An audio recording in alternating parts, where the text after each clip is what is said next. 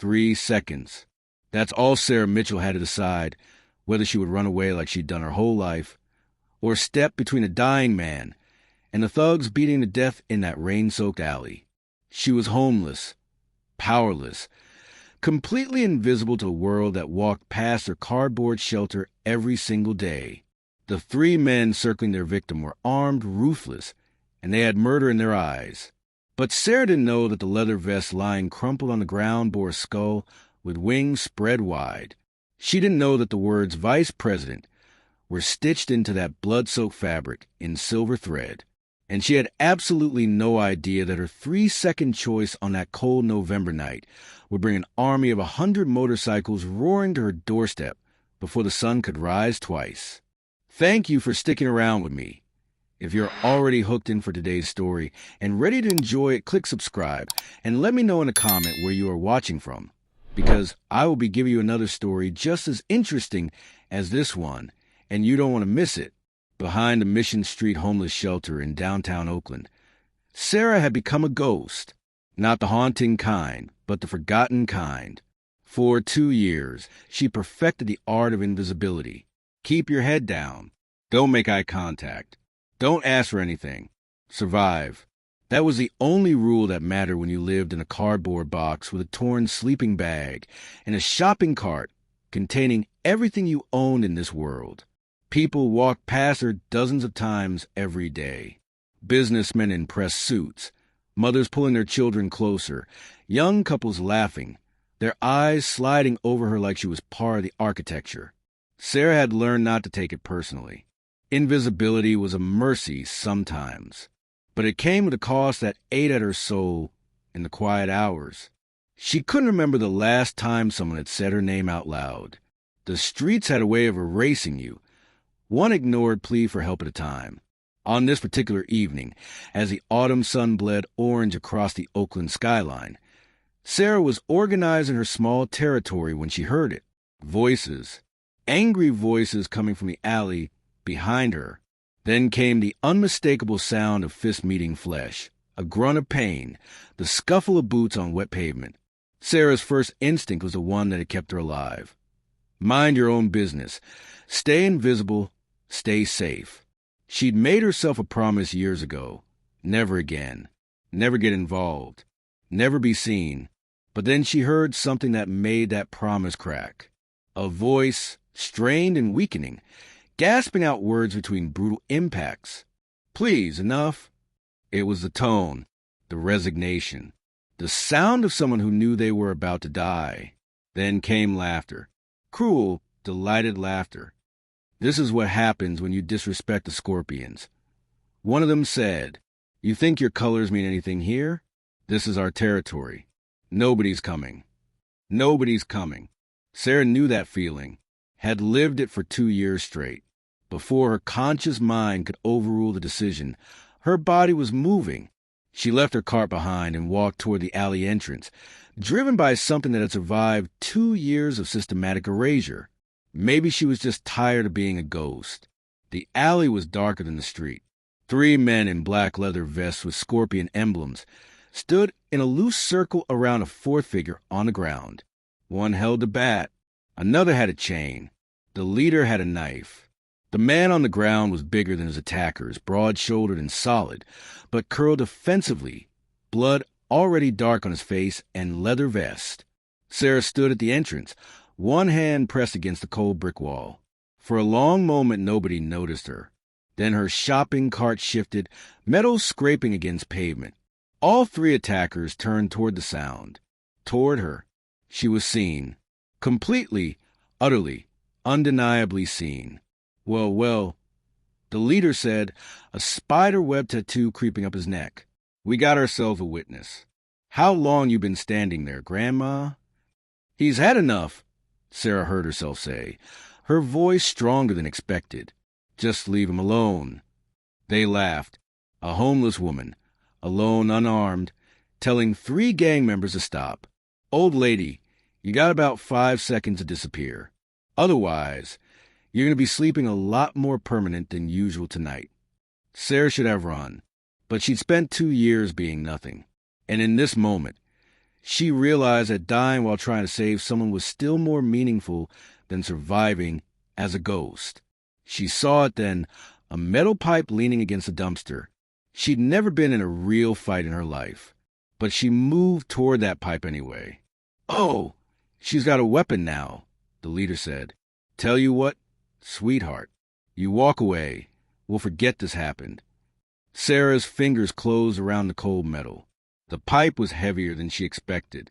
She took 3 steps forward, positioning herself between the attackers and their victim. "Last chance," the leader said coldly. "You're really going to die for some random biker? You're homeless. You're nothing. Nobody's going to remember this." He wasn't wrong. Sarah had no family, no friends. Her death would be meaningless in the grand calculus of the world. But maybe meaningless was still better than invisible. "I'm not moving," Sarah said, and her voice didn't shake. The leader's face hardened. "All right then. You made your choice."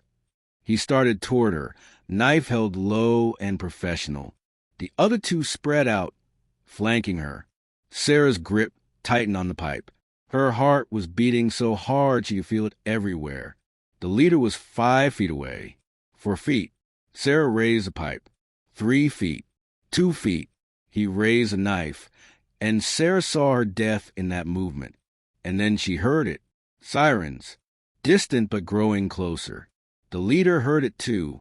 His eyes flickered toward the alley entrance. The sirens were getting louder, maybe a minute away. "This ain't over," he said, pointing the knife at Sarah. "We know every street corner, every shelter. You just put a target on your back that ain't never coming off." He delivered one final kick to the man on the ground. "You tell your club that the Scorpions run Oakland now." The 3 of them ran toward the other end of the alley and vanished. The sirens were very close now, red and blue lights beginning to paint the alley entrance. Sarah stood frozen, the pipe still raised, her entire body shaking violently. The adrenaline drained away, leaving behind hollow terror. She just threatened gang members. They would find her. The pipe fell from her hands.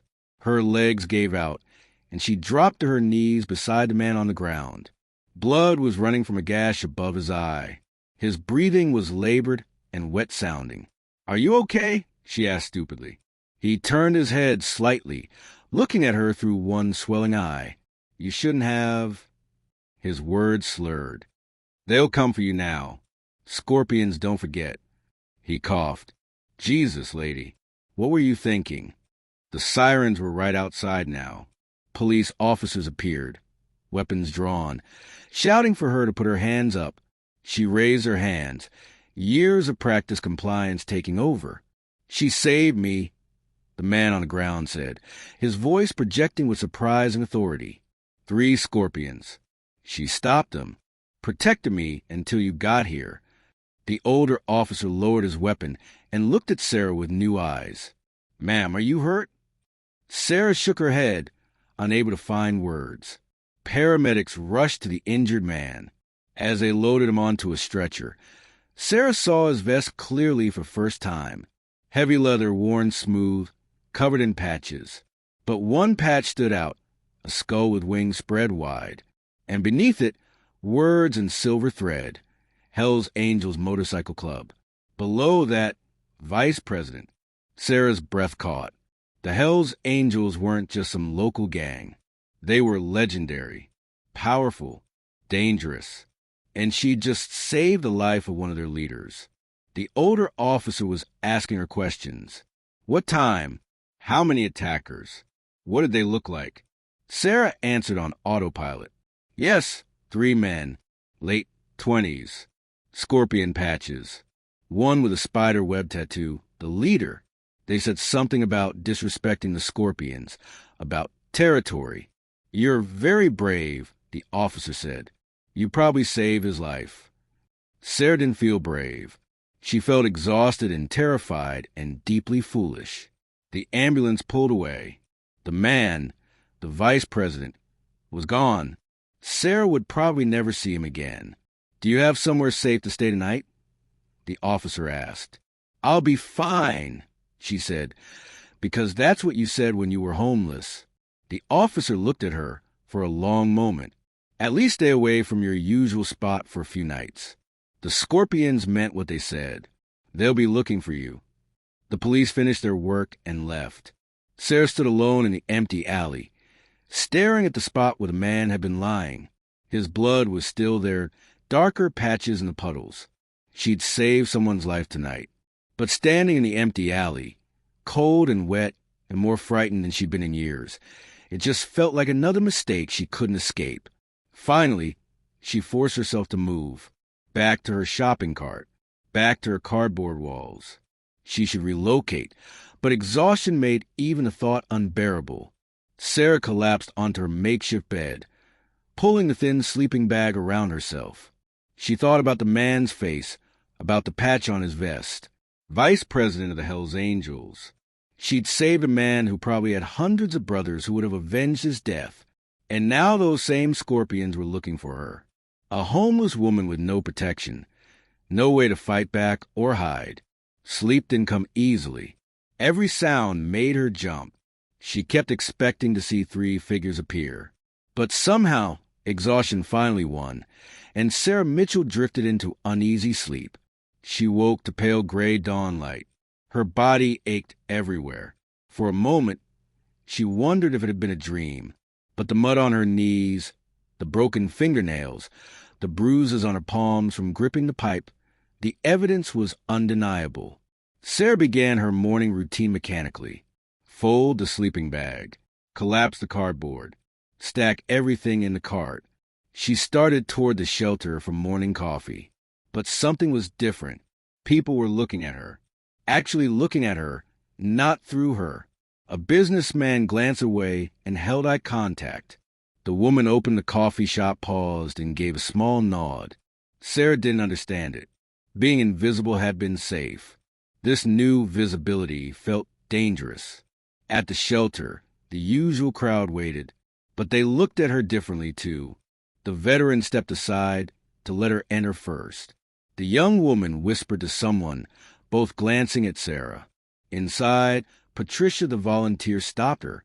"I heard what you did last night," she said quietly. "That took guts." Sarah froze. "How did you?" "Honey!" This is a small neighborhood. Word travels fast, especially when it involves the Hells Angels and the Scorpions. Patricia's expression was serious. "You need to be careful. The Scorpions don't forget." "I didn't know who he was," Sarah said. I couldn't walk away." Patricia studied her. Most people would have. She glanced around, then lowered her voice. "There were 2 men here this morning, asking about you. Scorpion patches. One had a tattoo on his neck." Sarah's blood went cold. What did they look like? They didn't threaten anyone. Just ask questions. "But Sarah, you need to get out of this area." But where could she go? Leave the neighborhood meant leaving the only resources she knew. "I'll be careful," Sarah said. She took her coffee and found a corner where she could watch the entrance. While she sat there, a man she didn't recognize entered. Cleaner than the usual crowd, eyes sweeping the room with practiced efficiency. His gaze found Sarah and stopped. For a moment, she thought he might be a Scorpion. Her hand moved her pocket knife.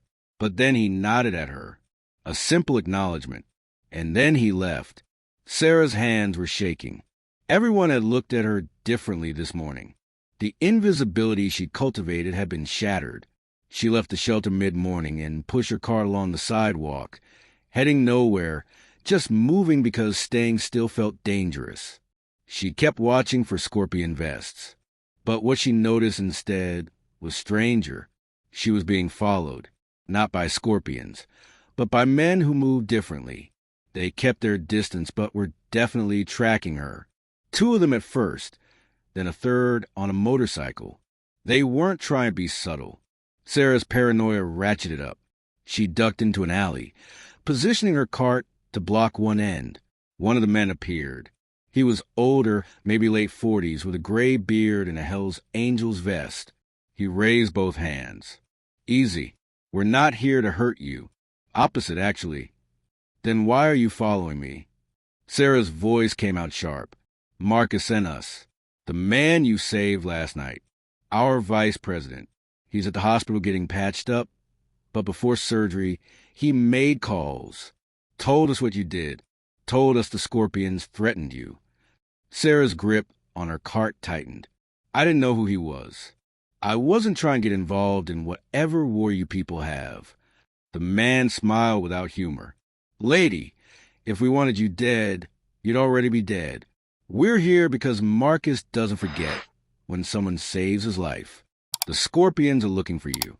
We're making sure they don't find you. I don't want protection. I don't want to be part of this. I just want to be left alone." Too late for that. You stepped into it the second you walked into that alley. The Scorpions don't care what you want. They care about reputation. You embarrass them. That's a debt they'll collect on. Sarah felt tears stinging. "So what am I supposed to do? Let you people follow me around forever? I live on the street. I can't hide." The man was quiet, studying her.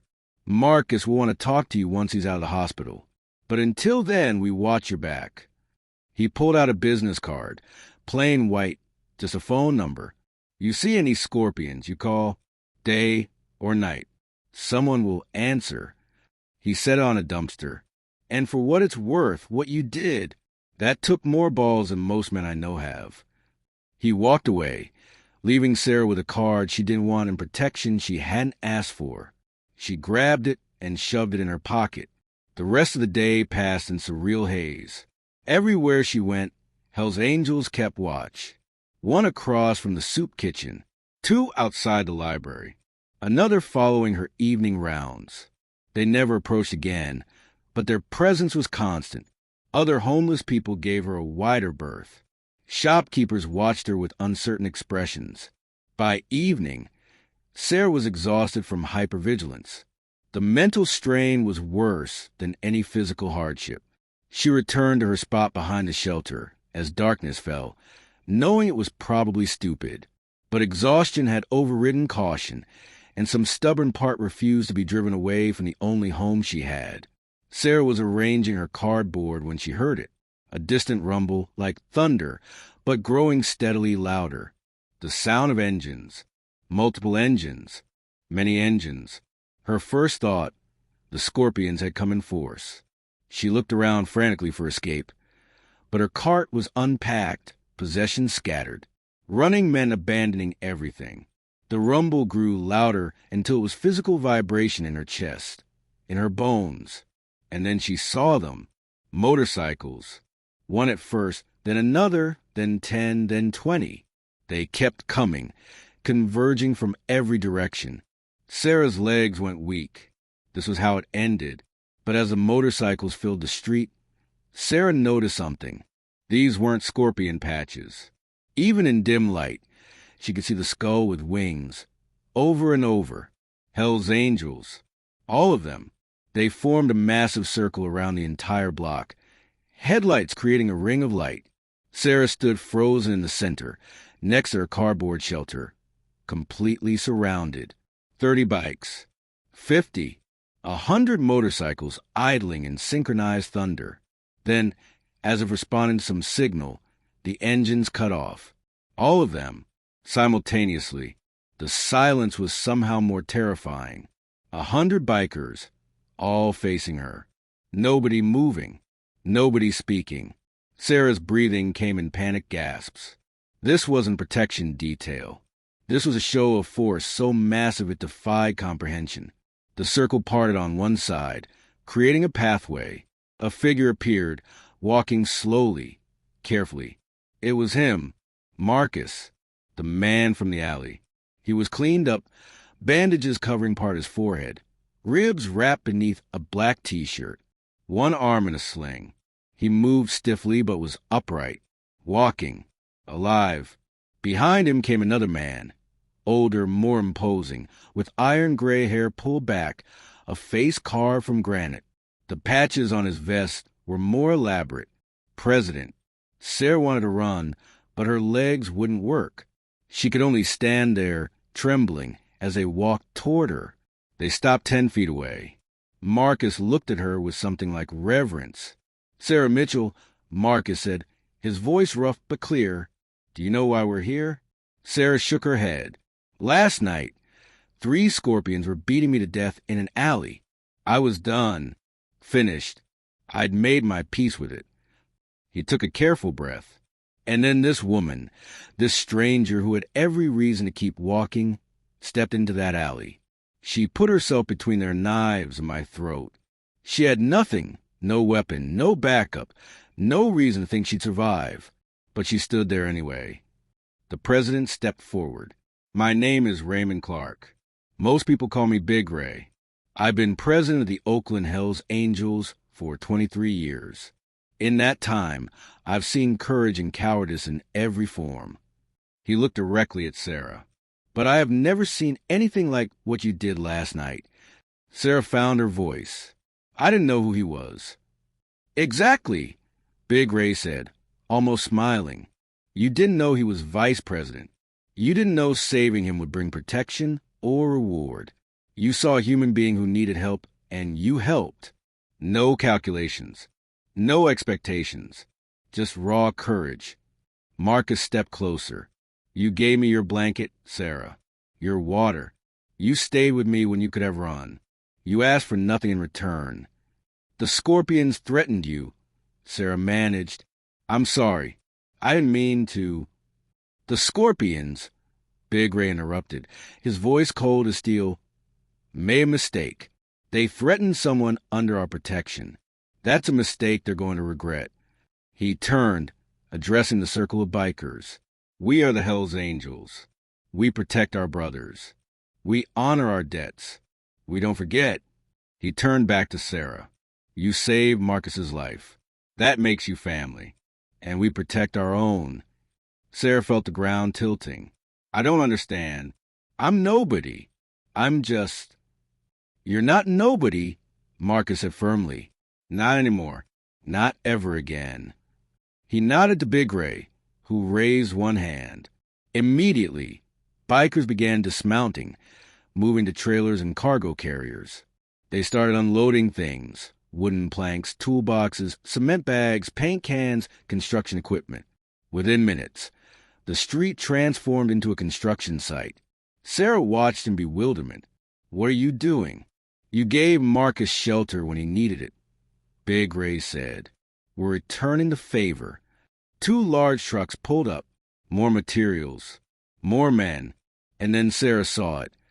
They weren't just building her a better shelter. They were looking at the entire homeless shelter building. "We're renovating the whole building," Marcus explained. "New roof. New windows. New plumbing. New heating. Solar panels. We've got the permits. Talked to the director. Work starts tonight. Should be done in about a week." Sarah couldn't process it. "Why? This is too much. I just—" "You saved more than a life," Big Ray said gently. "You reminded us what we're supposed to stand for.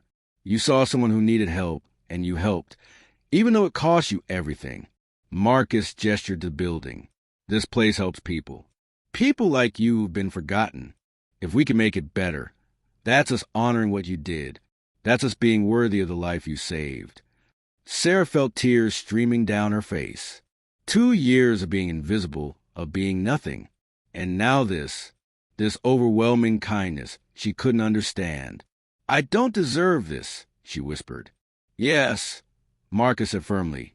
"You do. More than anyone I've ever met." Big Ray raised his voice. "Brothers, we got work to do. Let's show this city what the Hells Angels stand for." A cheer went up, engines revving once in unison, and then the bikers scattered into organized chaos. Work lights transformed the dark street into a bright construction zone. Materials moved in assembly lines. Men headed into the shelter to assess interior work.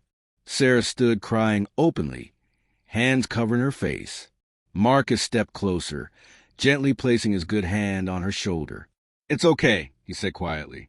"Let it out. You've earned the right to feel something." Sarah couldn't remember the last time someone had touched her with kindness. She leaned into that touch, and Marcus didn't pull away. Eventually, the tears slowed. She looked up at the building, at men swarming over with purpose and efficiency. How long will it take? Week, maybe less. Marcus said, "We've got brothers who are electricians, plumbers, carpenters. We've got resources and motivation." He paused. "The shelter director is inside. Patricia, she wants to talk to you when you're ready." Sarah's mind struggled to catch up. "About what?" "About your new job." "My what?" Marcus smiled despite the bruising. "You think we're going to renovate this place and not have someone good running it? Patricia's getting tired, wants a cut back." The board agreed. The shelter needs a coordinator. Someone who knows what it's like to need help. Someone who gives a damn. "I'm homeless," Sarah said. "I live in a cardboard box." "You won't be homeless," Marcus said simply. "Part of the renovation includes converting the old storage room upstairs into a small apartment. 1 bedroom, bathroom, kitchenette. It's yours. Comes with the job. Pays enough to live on." Sarah felt like she might pass out. "I can't. This is too much." "You already did," Big Ray said, appearing beside them. "The second you stepped into that alley, you accepted everything that came after. In our world, debts get paid. Honor gets honored. You saved my vice president's life. This is us saying thank you. Either way, it's happening." Sarah looked at her cardboard shelter, at these men offering her walls, a roof, a job, a purpose. "What about the Scorpions?" she asked. "They said they'd find me." Big Ray's expression went cold. "Let them try. You're under our protection. They touch you, they touch all of us. We've already sent word. They know you're off limits. If they're smart, they'll let it go. And if they're not smart, then they'll learn a lesson the hard way," Big Ray said. "Either way, you don't need to worry. That's our problem now." Over the next hours, Sarah watched the transformation begin. Broken windows removed. Old roof stripped. Inside, walls open, old pipes ripped out. The work lights made everything visible, and the men worked with practiced speed. Patricia emerged, flushed with excitement. She grabbed Sarah's hands. "Did they tell you about the job?" Sarah nodded, unable to speak. "I've been praying for help for 3 years. 3 years of watching this place fall apart. And then you save one man's life, and in one night, everything changes." "I still don't understand why," Sarah admitted. Patricia smiled. "Because sometimes the world works the way it's supposed to. Sometimes good people get rewarded. Sometimes kindness comes back around. You've been invisible for so long. You forgot that you matter. These men just made sure you couldn't forget anymore." A younger biker approached. "Ma'am, we need to move your things. Where would you like us to put your cart?" Sarah looked at her shopping cart, the sum total of her possessions. "I don't know. There's a storage room inside," Patricia said gently. "We can put everything there. And in a few days, once your apartment is ready, we can move it upstairs." "My apartment."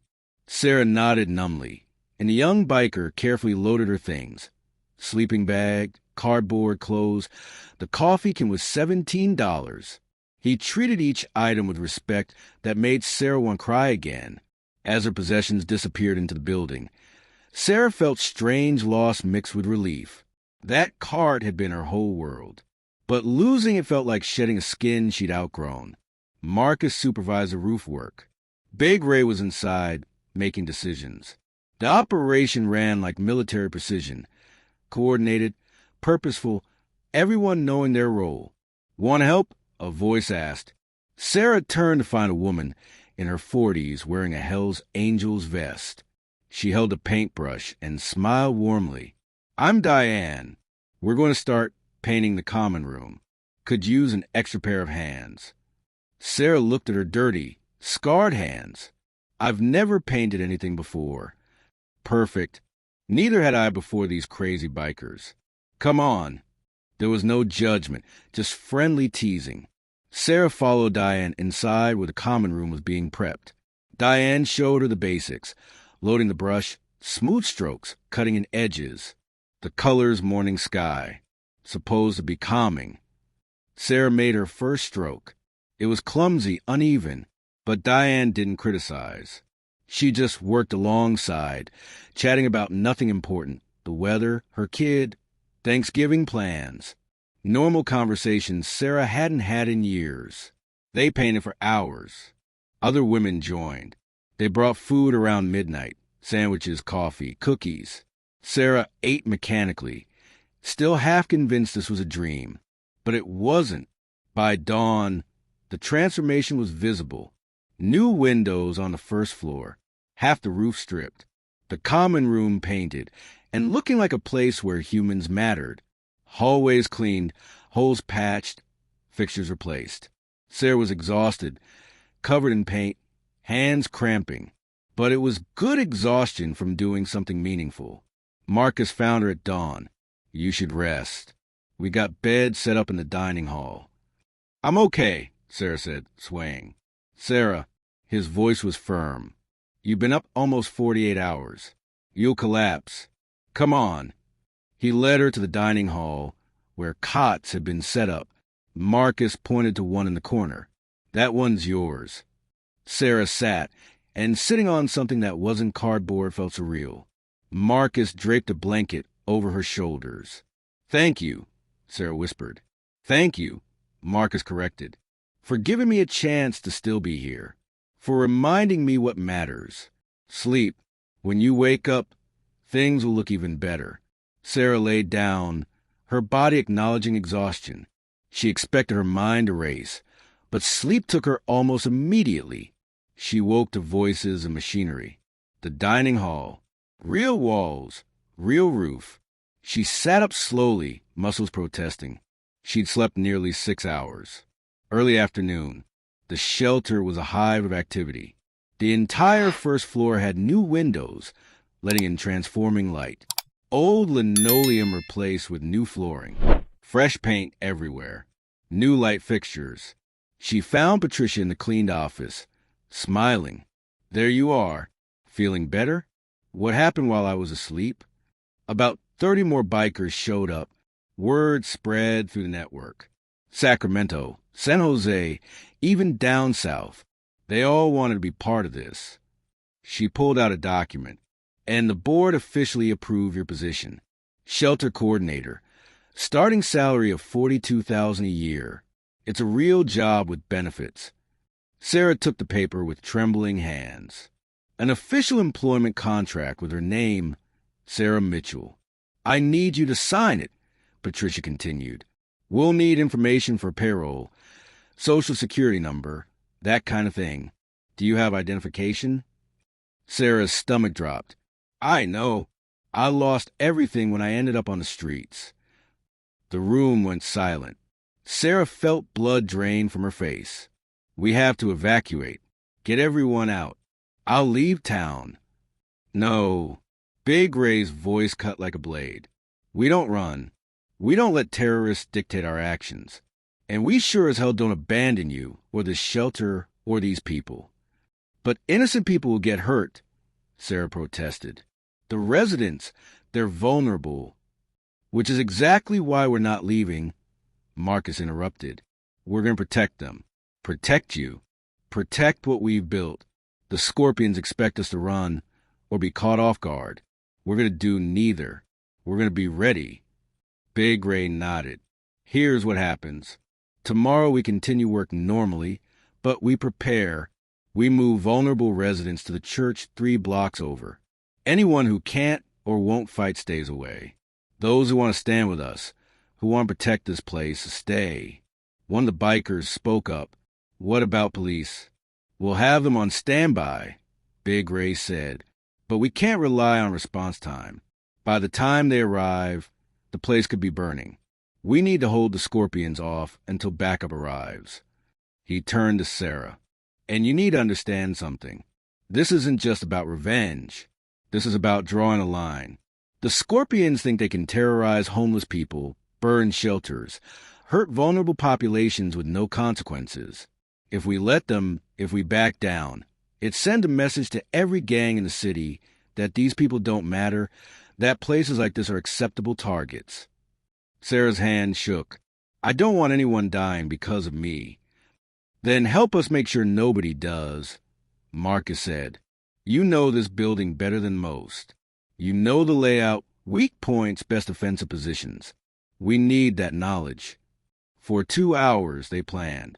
Sarah found herself drawn into tactical discussion she never imagined being part of, pointing out which doors locked, which windows had best sight lines, where supplies could be stored.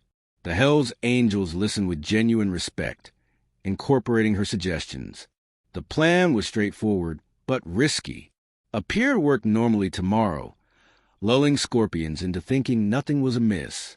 Vulnerable residents would be quietly moved in small groups.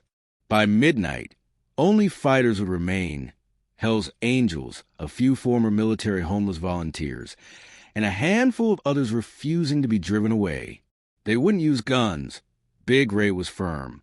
We defend. We don't escalate to lethal force unless absolutely necessary. Baseball bats, pipes, fists if it comes to it. We hold them off, protect the building, wait for police. The Scorpions will be the ones showing up with illegal weapons and arson materials. We let them hang themselves. As the meeting broke up, Marcus pulled Sarah aside. You don't have to be here tomorrow night. We can move you somewhere safe. Sarah thought about that, about running again, hiding again, letting others fight her battles. About 2 years of being invisible, being nothing, being too afraid to matter. No, she said firmly. This is my home now. These are my people. I'm not running anymore. Marcus studied her face, then nodded with something like pride. All right, but you stay inside, away from windows. You're too important to risk. Important, Sarah repeated, testing the word. It still felt foreign, but maybe eventually she'd believe it. The next day passed in strange mixture of normalcy and tension. Work continued. Roof completed with new shingles and solar panels. Interior painting finished. New furniture arrived. To any outside observer, it looked like a successful community project nearing completion. But underneath, preparations were made. Residents quietly escorted out in small groups. Most went willingly. A few insisted on staying. The Army veteran Robert said he hadn't fled combat in Vietnam and wasn't about to flee punk kids with matches. 2 other former construction workers volunteered to help defend the building they'd watched transform. By evening, the shelter looked normal but felt like a fortress preparing for siege. Strategic supplies positioned, fire extinguishers every few feet, water buckets, heavy tools as weapons. Final count. 43 Hells Angels members, plus 3 homeless volunteers, plus Sarah and Patricia, who'd also refused to leave. I've been running this shelter for 15 years. Patricia had said, I'm not abandoning it now. As darkness fell, work lights turned off for the first time. The building sat in relative darkness, only a few interior lights maintaining the illusion of normal occupancy. Hells Angels took positions throughout. Some on second floor with clear street views, others on ground floor near potential entry points, a few outside in shadows providing early warning. Sarah was positioned in her apartment with Diane and 2 other women. Marcus had insisted she be on the second floor, away from ground-level danger. She sat on her couch and watched the clock on her phone tick toward midnight. 11. The street outside was quiet. Normal city sounds. 11:30. A lookout radioed in movement 3 blocks away. Multiple vehicles. Couldn't confirm identity yet. 11:45. Another call confirmed Scorpion colors. 20 men, maybe more. Parking bikes blocks away. Approaching on foot to avoid early detection. Marcus's voice on the radio, calm and authoritative. Everyone hold positions. Wait for my signal. Remember, we defend, we don't attack. Let them make the first move. Sarah's heart pounded so hard she could hear it. Diane squeezed her hand. It's going to be okay. We've got this. 11:55. The lookout, tense now, eyes on 22 Scorpions. They're carrying bags. Probably the Molotovs. moving up Mason Street toward the shelter. Sarah moved to the window despite instructions. She couldn't help it. Needed to see. Through the curtain gap, she watched figures emerge from shadows. Men in black leather vests, moving with confidence. Their president, Viper with the spider web tattoo, led the group. Even from the second floor, even in darkness, Sarah could see the cruel set of his features, the anticipation of violence. He carried something, a bottle with a rag stuffed in the top, a Molotov cocktail. Midnight, the Scorpions formed a loose line across the street, facing the building. Viper stepped forward. Pulling out a lighter, his voice carried, loud and mocking, "Hell's Angels! We know you're in there. You think you can protect some homeless trash? You think you can disrespect us on our streets? This place burns tonight. Everyone inside burns with it." For a long moment, nothing happened. The Scorpions waited, probably expecting the Hell's Angels to charge out. But the shelter remained dark and silent. Viper's smile faltered. He hadn't expected this. He turned to his men, gestured impatiently. "Torch it. All of you. Every side. We burn this place to the ground." The Scorpions began moving forward, spreading out to surround the building, Molotov cocktails ready. Sarah watched in horror as they prepared to destroy everything. Her hands gripped the windowsill, knuckles white. And then, like thunder breaking, the shelter came alive. Big Ray's voice boomed through a megaphone. "You're trespassing. You're threatening arson. You're carrying incendiary devices with intent to commit terrorism. Every single one of you is committing multiple felonies, and it's all being recorded." He gestured to obvious cameras mounted on the building. "Drop your weapons. Leave now. This is your only warning." Viper's face twisted with rage. He'd been outmaneuvered, caught in the act with evidence that could send him to prison for years. But pride and anger overrode common sense. "You think cameras scare us? You think we're just going to walk away? This is war, old man." He lit the rag on his Molotov cocktail, drew his arm back to throw. Marcus stepped forward from the line. Despite his injuries, despite the sling, his presence commanded attention. "You sure you want to do this, Viper? You throw that bottle. You're not just attacking us. You're attacking a homeless shelter. Women and children inside. You'll be the man who tried to burn homeless people alive. Every news station, every newspaper, every social media post will make you famous for all the wrong reasons." Viper hesitated, the burning bottle still raised. Sarah could see calculation happening behind his eyes, consequences finally penetrating his rage. Around him, his men looked uncertain, glancing at each other, at cameras, at overwhelming force arrayed against them. "The police are already on their way," Big Ray continued, voice almost conversational. "Called them the moment you showed up. You got maybe 3 minutes before this place is swarming with cops. You can leave now. Take your chances on us not identifying you on the footage. Or you can stay and guarantee you're all going to prison." For a moment, the night balanced on a knife's edge. 22 Scorpions facing 40-plus Hell's Angels, with innocent lives hanging in the balance and sirens beginning to wail in the distance.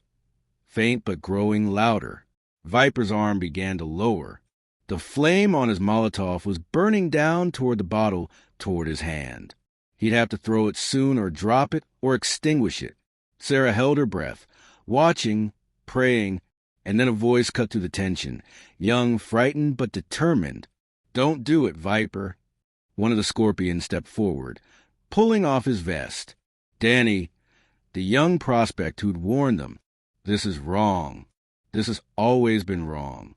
I joined because I thought we stood for something. But all we stand for is hurting people who can't fight back. I'm done." He dropped his vest and walked away, heading down the street toward the approaching sirens. For a moment, no one moved. Then another Scorpion removed his vest too. "He's right. This is terrorism, man. I didn't sign up to murder homeless people." He followed Danny, and suddenly the Scorpion line was fracturing. 3 more left, then 2 more. Viper watched his army crumbling, face contorting with impotent fury. "Cowards!" he screamed at the departing men. "You're all cowards. We had them. We!" The sirens were very close now, multiple vehicles converging from different directions. Red and blue lights painted the buildings at the end of the street. Viper looked at the remaining Scorpions. Maybe 13 men left, the hardcore loyalists. He looked at the Hell's Angels, ready and waiting. He looked at his burning Molotov cocktail, the flame nearly at his fingers. With a scream of pure rage, he threw the bottle, not at the shelter, but at the pavement halfway between the two groups. It exploded in a burst of flame that illuminated everything in harsh orange light, a symbol of his fury and his defeat. "This isn't over," he shouted. "You hear me? This isn't." Police cars screamed around the corner. 4 of them, officers pouring out with weapons drawn. "Drop your weapons. Hands up. Everyone on the ground, now." The remaining Scorpions scattered like roaches when lights come on, running in different directions, try to escape in the maze of alleys and side streets. But police had surrounded the block. Within minutes, Viper and most of his men were face down on the pavement, hands cupped behind their backs, their Molotov cocktails being carefully collected as evidence. The Hell's Angels stood their ground, hands visible, non-threatening. Big Ray approached the senior officer, moving slowly, keeping his hands where they could be seen. "We're the ones who called you. The Scorpions came here to commit arson. We have everything on video, their threats, their weapons, their intent." The officer looked around at the scene, the defensive formation of bikers, the shelter behind them clearly intact and protected, the Scorpions in custody with incendiary devices.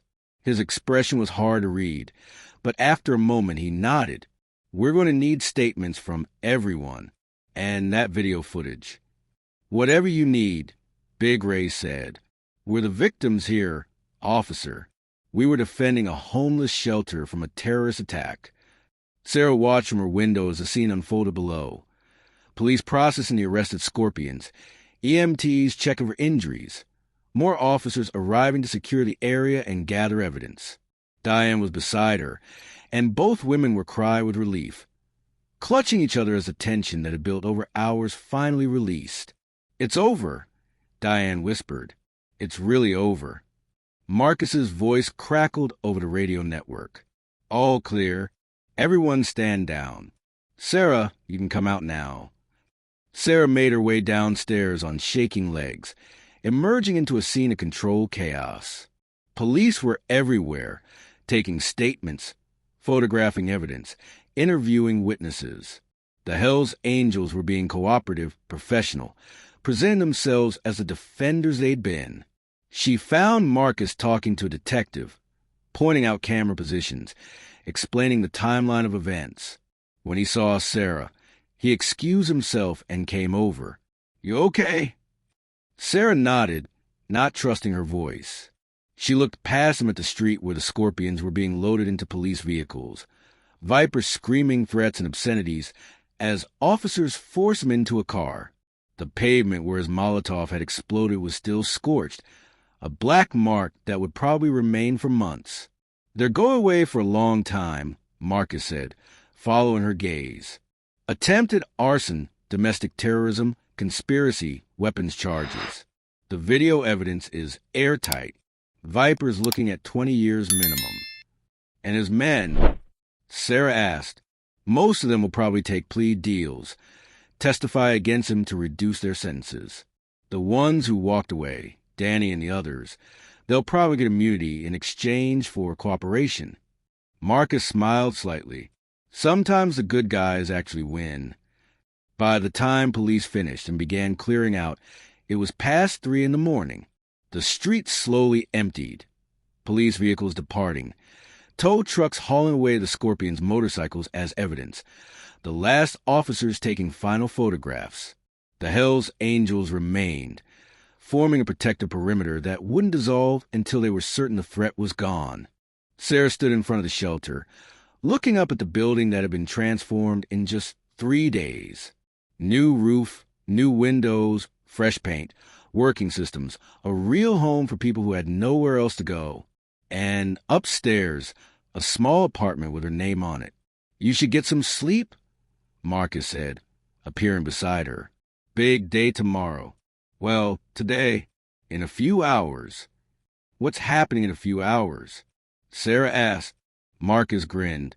"The grand reopening. We're having a ceremony. Press is coming. City council members. The whole thing. Patricia wants to show off what we built, and Big Ray wants to make sure everyone knows what the Hells Angels really stand for." "I can't," Sarah protested. "I can't stand up in front of cameras and—" "Yes, you can," Marcus interrupted gently. "You face down armed gang members. You can handle some reporters. Besides, people need to hear your story. Need to know that courage and kindness still matter. That standing up for what's right still means something." Sarah nodded, too tired to fight anymore, and made her way back upstairs to her apartment. The bed was still perfectly made, waiting. She collapsed onto it fully clothed and was asleep before her head fully settled into the pillow. Sarah woke to sunlight streaming through her window and the sound of voices outside. For a disoriented moment, she didn't know where she was. The bed was too soft, the room too clean, the light too bright. Then memory returned in a rush. Her apartment, her home. She was safe. She checked her phone. 11:30. She'd slept for over 8 hours, the deepest sleep she'd had in years. Her body ached from tension and exhaustion, but it was a good ache. A knock at her door. "Sarah, you awake?" Patricia's voice, cheerful and energized. Sarah opened the door to find Patricia holding a garment bag and beaming. "The ceremony starts at 2. I brought you something to wear. The press is already setting up outside." The next few hours passed in a blur. Sarah showered, her first real shower in 2 years, standing under hot water until her skin turned pink and the last traces of street grime finally washed away. Patricia helped her with the outfit. Simple but dignified. A blue blouse and black slacks that actually fit made her look human instead of invisible. There was even makeup, which Sarah had forgotten how to apply. So Diane came up and helped, chatting the whole time, keeping Sarah calm. By the time they went downstairs, the street had been transformed into a celebration. A small stage had been set up in front of the shelter. News vans lined the block, cameras and reporters everywhere. A crowd had gathered. Homeless people from around the neighborhood, local residents, city officials in suits, and of course, the Hells Angels, at least 60 of them now, their motorcycles parked in perfect formation. Big Ray found Sarah as she emerged. "You look good. Ready for this?" "No," Sarah admitted. "Good. That means you're honest."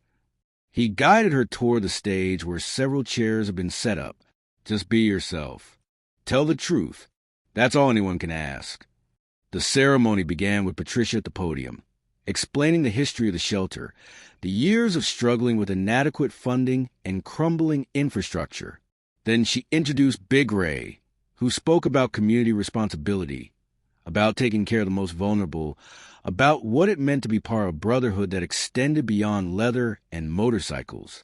3 days ago, Big Ray said, his voice carrying across the crowd, this building was falling apart. The people it served were cold, uncomfortable, forgotten by a city that would rather look away than acknowledge their existence. Today it's transformed. Solar panels provide free electricity. New heating keeps everyone warm.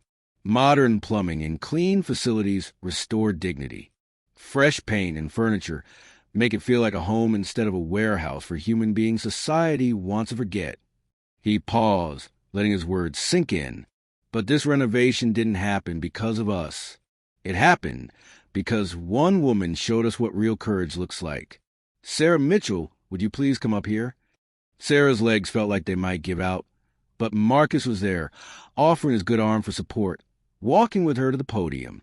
The crowd applauded, and Sarah saw faces in the audience. Other homeless people she recognized, shelter residents who returned now that it was safe, looking at her with expressions of gratitude and hope. Big Ray stepped aside, giving Sarah the microphone. She stood there, frozen, looking out at cameras and faces and expectations. "I don't know what to say," she began, her voice small. "Tell them what happened." Marcus encouraged from beside her. Sarah took a breath. 4 nights ago, I was invisible. I lived in a cardboard box behind this building. Nobody saw me. Nobody knew my name. I'd spent 2 years convincing myself that I didn't matter, that my life had no value, that I was just taking up space until I eventually disappeared completely. Her voice grew stronger as she continued. And then I heard someone being hurt, being killed. And I had a choice: walk away like I'd been doing for 2 years, or step forward and try to help. I chose to help, not because I'm brave, not because I'm special, but because I remembered, just for a moment, what it felt like to be human, to care about another person more than I cared about staying safe. She looked at Marcus, then at Big Ray, then at the assembled Hell's Angels. These men could have just said thank you and moved on. Instead, they saw me, really saw me, the way I hadn't been seen in so long, and they decided that if I was willing to risk everything for one of them, they were willing to give everything to make sure I never had to live like that again. Her eyes were tearing up, but she didn't wipe them away. They gave me a home, a job, a future, but more than that, they gave me back my humanity. They reminded me that I matter, that everyone matters, that no one deserves to be invisible. The crowd erupted in applause. Sarah saw people crying, other homeless individuals who understood exactly what she meant, who'd felt that same crushing invisibility. She saw reporters scribbling notes, cameras recording, this moment being captured and shared with a world that desperately needed to hear it. Patricia came to the podium next, holding an envelope and a folded piece of leather. "Sarah Mitchell, on behalf of the shelter's board of directors, I'm honored to officially offer you the position of shelter coordinator." She handed Sarah the envelope. "And as a symbol of your permanent protection and honorary membership in our extended family, the Hells Angels Oakland chapter would like to present you with this." Big Ray unfolded the leather. It was Marcus's vest, the one he'd been wearing that night in alley, now cleaned and repaired. The Hells Angels patches gleamed, the skull with wings, a club name, and across the back in fresh stitching, new words: "Protected, honorary family." "This vest saved my life once," Marcus said, stepping forward. "You saved my life after that. Now it's yours, not as a member. We don't break our rules about membership, but as family, as someone under our permanent protection. Anywhere you go, any Hell's Angel who sees this will know you're one of ours. You'll never be invisible again, Sarah. Never be alone again." He draped the vest over her shoulders, and the weight of it, both physical and symbolic, nearly buckled Sarah's knees. The crowd roared with approval.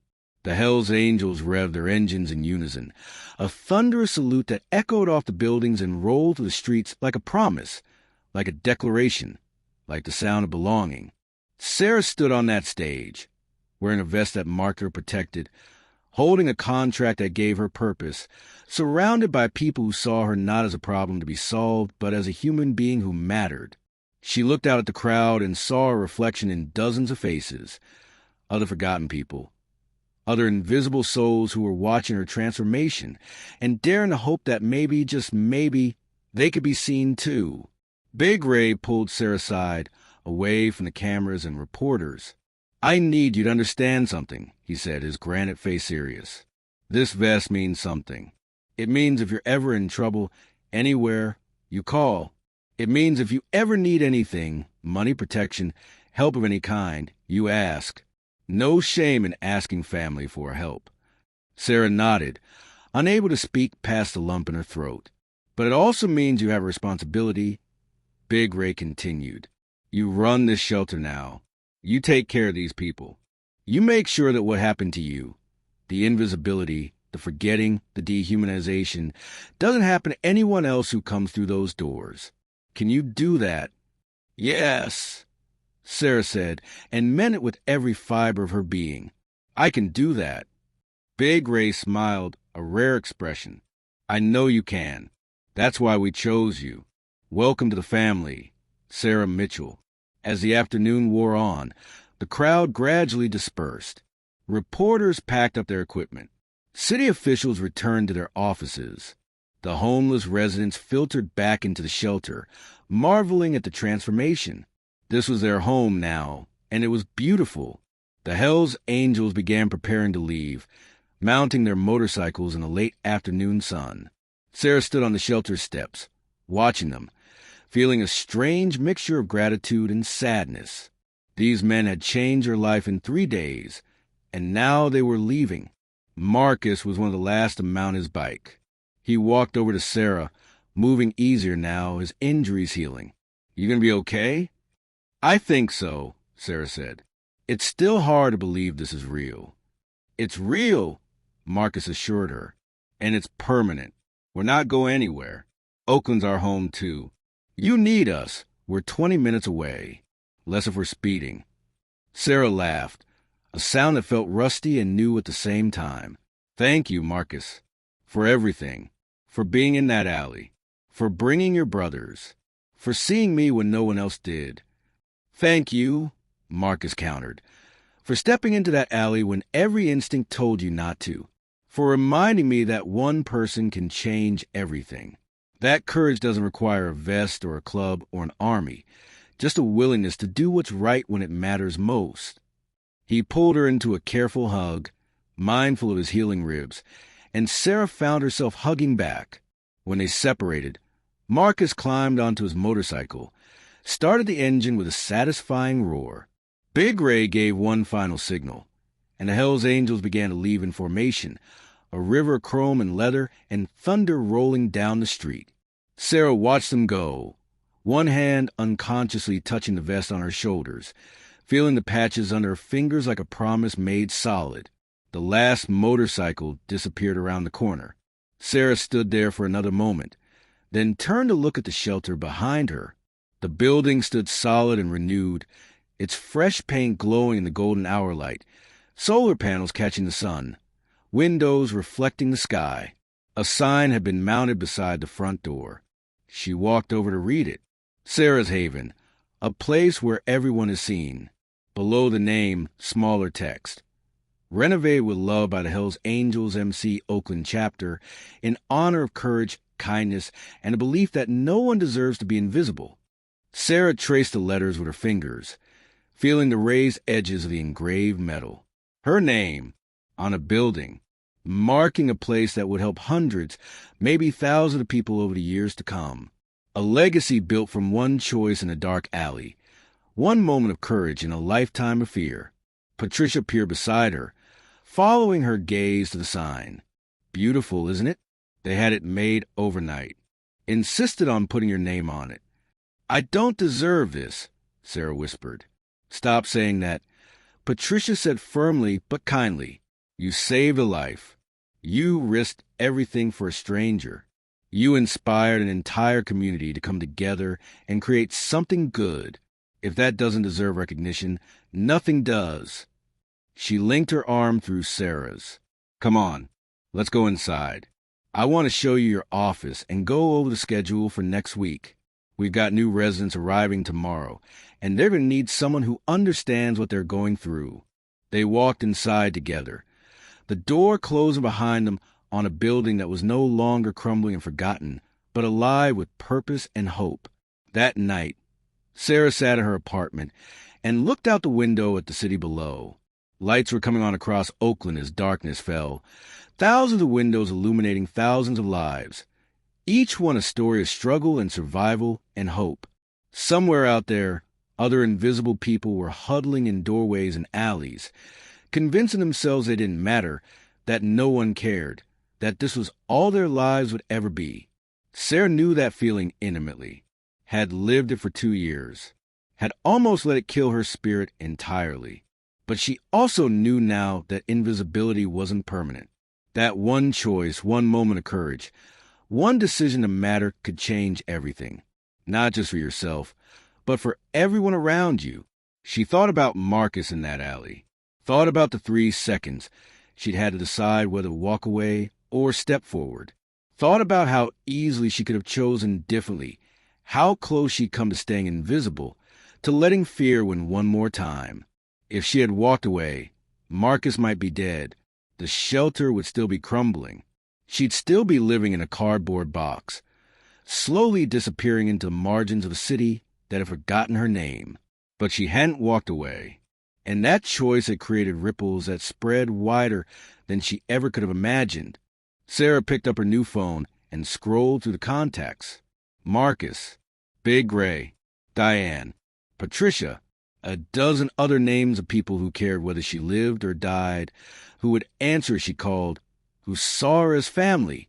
She wasn't alone anymore, wasn't invisible anymore, wasn't nothing anymore.